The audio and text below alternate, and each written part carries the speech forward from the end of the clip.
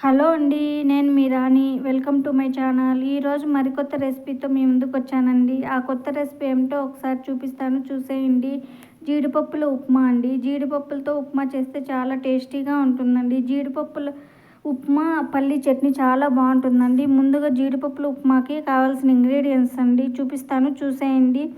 ఒక ఒక ఆనియన్ తీసుకోవాలండి, ఇలా ముక్కలుగా కట్ చేసుకోవాలి. కరివేపాకు, క్యారెట్టు, బీన్స్, కొత్తిమీర, పచ్చిమిర్చి, టమోటా, ఒక చిన్న కప్పు జీడిపప్పులండి.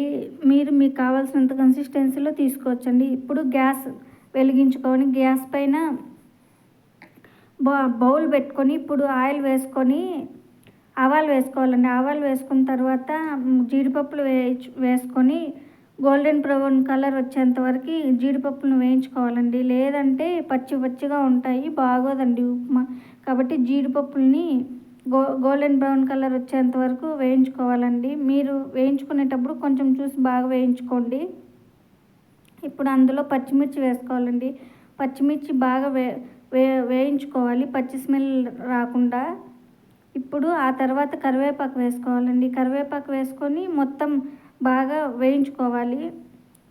కరివేపాకు వేయించుకున్న తర్వాత ఆనియన్స్ వేసుకోవాలండి. ఆనియన్స్ వేసుకొని బాగా వేయించుకోవాలి. ఆనియన్స్ కూడా బాగా వేగిన తర్వాత గోల్డెన్ బ్రౌన్ కలర్ వచ్చేంత వరకు వేయించుకోవాలండి.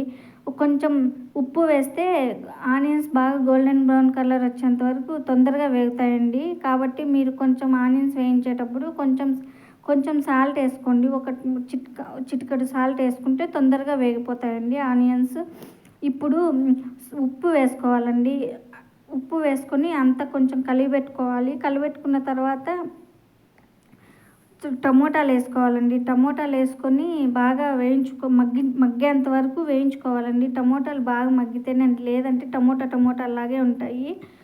ఆ తర్వాత క్యారెట్ వేసుకోవాలండి. క్యారెట్ వేసుకొని బాగా కలితిప్పుకోవాలి. కలితిప్పుకున్న తర్వాత బీన్స్ వేసుకోవాలండి. బీన్స్ వేసుకొని బాగా కలిపెట్టుకోవాలి. కలిపెట్టుకున్న తర్వాత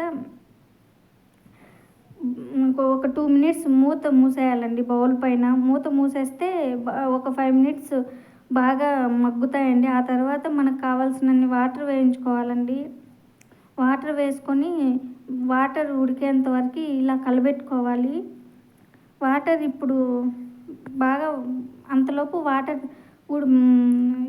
మగ్గిపోతాయండి. మగ్గిపోయిన తర్వాత పక్కన ప్యాన్ పెట్టుకొని రవ్వ వేయించుకోవాలండి. ఆయిల్ కొంచెం వేసుకొని రవ్వ వేసుకొని బాగా గోల్డెన్ బ్రౌన్ కలర్ వచ్చేంత వరకు వేయించుకోవాలండి.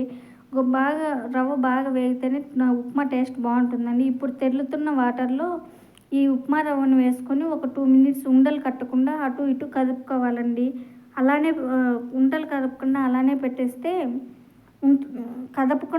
పెట్టేస్తే ఉంటలు కట్టిపోతాయండి. కాబట్టి అటు ఇటు కదుపుకోవాలి. బాగా కదుపుకున్న తర్వాత ఒక 2 మినిట్స్ మూత పెట్టుకోవాలండి. మూత పెట్టుకొని ఒక 2 మినిట్స్ తర్వాత చూస్తే వేడి జీడిపప్పుల ఉప్మా రెడీ అయిపోతుందండి. ఇప్పుడు చూడండి ఎలా ఉందో వేడి జీడిపప్పుల ఉప్మా. ఒకసారి మీరు కూడా మీ ఇంట్లో ట్రై చేసి చూడండి, చాలా బాగుంటుందండి. దానికి కాంబినేషన్ పల్లీ చట్నీ అండి. ఇప్పుడు ప్యాన్ పైన పల్లీలు పెట్టుకొని ఇలా బాగా వేయించుకోవాలండి. పల్లీలను బాగా వేయించుకుంటే పల్లీ చట్నీ చాలా బాగుంటుందండి. పల్లీ చట్నీ ఉప్మా కాంబినేషన్ చాలా బాగుంటుంది. పల్లీలను ఇలా వేయించుకోవాలండి. ఇలా వేయించుకున్న తర్వాత ప్యాన్ పెట్టుకొని కొత్తిమీర, ఆనియన్, వెల్లుల్లి, జీలకర్ర వేసుకోవాలండి. పచ్చిమిర్చి కూడా యాడ్ చేసుకోవాలి.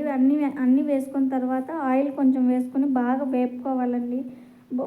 అన్నీ బాగా వేగితే చట్నీకి మంచి టేస్ట్ వస్తుందండి. ఆయిల్ కూడా కొంచెం వేసుకోవాలి. అంటే చిన్న టేబుల్ స్పూన్ అంత వేసుకోవాలండి, మరీ ఎక్కువ వేసుకోకూడదు. ఇవన్నీ బాగా వేయించుకుంటేనే అండి మంచి టేస్ట్ ఉంటుంది. ఇప్పుడు ఇవన్నిటిని పల్లీలు, పచ్చిమిర్చి ఇవన్నీ తీసుకొని ఒక మిక్సీ జార్లో తీసుకోవాలండి. ముందుగా పల్లీలు తీసుకోవాలి. ఆ తర్వాత పచ్చిమిర్చి, ఆనియన్, వెల్లుల్లి, జీలకర్ర, చింతపండు, ఉప్పు ఇవన్నీ తీసుకోవాలండి. ఇప్పుడు మిక్సీకి పట్టించుకోవాలి. మిక్సీకి పట్టించుకున్న తర్వాత ఇప్పుడు వేడి వేడి జీడిపప్పులు ఉప్మా పల్లి చట్నీ రెడీ అండి. చాలా టేస్టీగా ఉంటుంది. మీరు కూడా ఒకసారి ట్రై చేసి చూడండి. బాయ్.